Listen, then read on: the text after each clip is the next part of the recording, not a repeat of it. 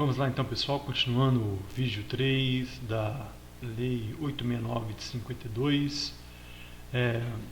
Nós vamos falar agora da posse. A posse é o ato que investe em cargo ou função gratificada.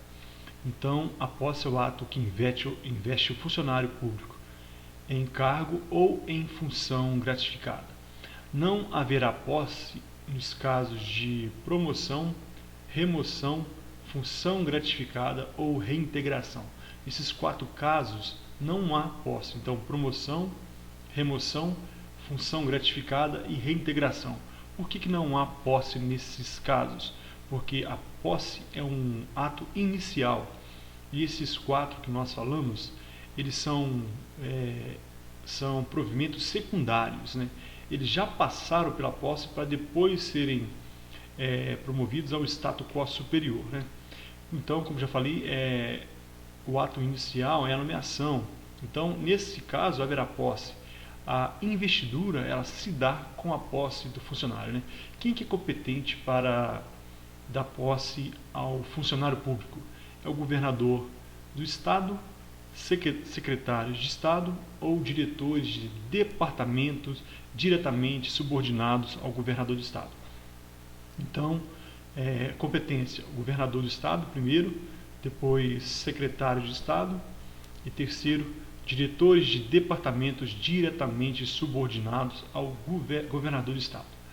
O prazo para que o funcionário público possa tomar posse é de 30 dias da publicação, 30 dias da publicação do ato no órgão oficial. Mas esses 30 dias podem ser prorrogados uma vez por solicitação escrita e fundamentada. Então, o funcionário deve escrever a sua solicitação e deve colocar os fundamentos. Deve haver um fundamento que justifique a solicitação dessa prorrogação por mais 30. Então, no máximo 60 dias. 30 dias mais 30 dias mediante a fundamentação e também pelo despacho da autoridade competente. Então, deve haver então a solicitação do interessado, do funcionário, e deve haver o despacho da autoridade competente. O que acontece se o funcionário não tomar posse nesses casos? De 30 dias, mas se solicitar prorrogação, mais 30 dias. O que acontece? A posse, o ato de nomeação, irá se tornar sem efeito. Então ele perderá o cargo, a não ser que entre a justiça e justifique o motivo, né? Mas será tornado sem efeito o ato da nomeação do funcionário. Nós vamos falar agora do exercício. Nós falamos da posse. Após tomar posse, o funcionário vai entrar em exercício, né? O exercício, ele tem 30 dias para tomar posse, 30 dias após a publicação, para entrar em exercício. Após a publicação do ato que o investiu no serviço público, ele tem 30 dias para entrar em exercício nos casos de promoção, remoção, reintegração e função gratificada. Então, promoção, remoção, reintegração e função gratificada. Nesses 4 casos, ele tem 30 dias para tomar posse. E os outros casos? Na data da posse, os demais casos. Então, nesses 4 primeiros, promoção, remoção, reintegração e função gratificada, ele tem 30 dias da data da publicação. E nos demais casos, na data da posse. Um exemplo desses demais casos é o caso de readaptação ou reversão. Então, no caso de readaptação ou no caso de reversão ou em quaisquer outros casos, então, na data da posse, ele deve entrar em exercício, né? Em caso de remoção ou transferência, se o funcionário estiver em férias ou licença, essa data começará a ser contada quando ele retornar ao serviço.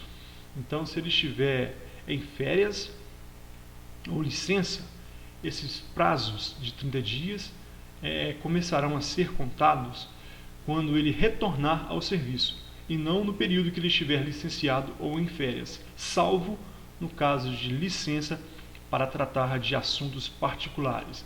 Então não é em qualquer caso que ele terá que os prazos começarão a ser contados quando ele retornar ao serviço, porque no caso de licença para tratar de assuntos particulares não entram nesse caso. Então o número de dias em que o funcionário gastar em viagem, para todos os efeitos, serão contados como dias de exercício. Então atenção para a pegadinha, atenção para o detalhe.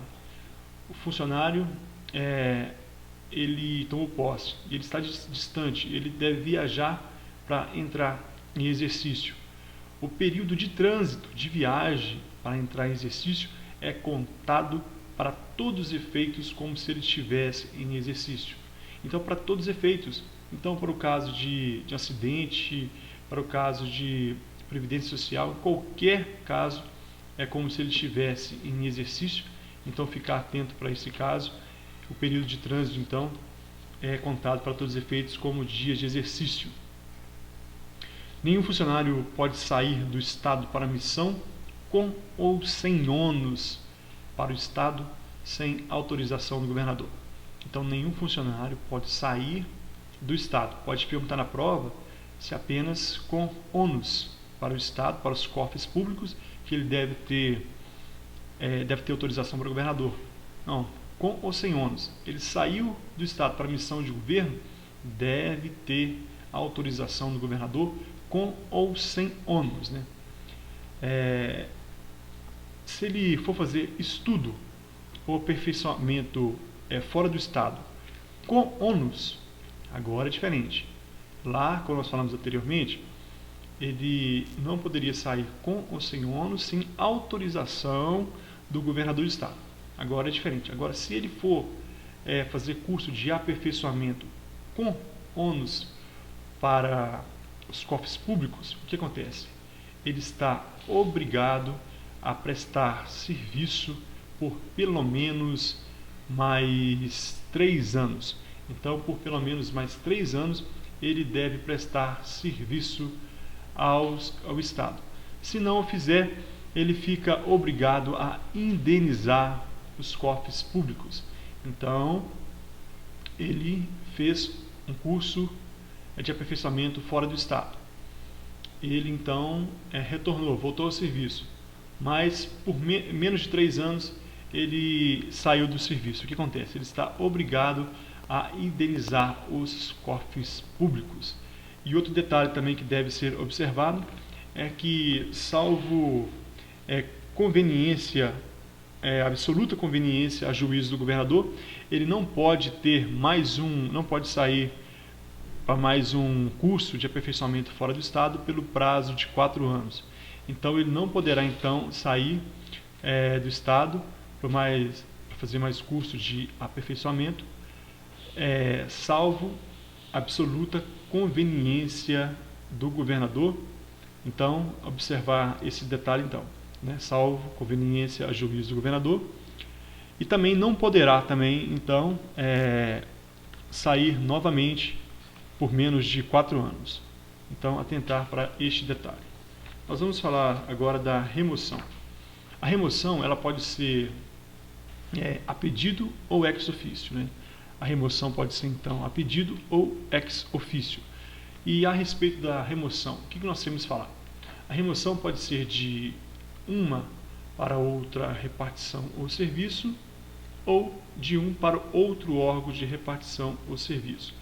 Então, uma ou outra repartição ou serviço, ou de um para outro órgão de repartição ou serviço. Então, o que quer dizer isso? A remoção pode ser de uma repartição ou serviço dentro do mesmo órgão ou para órgãos diferentes. Entendeu? Ele pode ser, então, de uma ou outra repartição ou serviço dentro do mesmo órgão, ou para 2 órgãos, de um órgão para outros diferentes. E quem que é o competente? De quem que é a competência para autorizar essa remoção? Deve ser aquele superior hierárquico que está superior, deve estar hierarquicamente superior a essas duas repartições. Então, se determinado chefe de repartição está à frente de uma só órgão ou repartição, ele não é autoridade competente. Para que possa autorizar a remoção, ele deve estar superior, ele deve ser superior a esses dois órgãos ou essas duas repartições. Então, pessoal, é isso que nós tínhamos para falar. Então, daqui a pouco nós voltamos com mais vídeos. Até mais.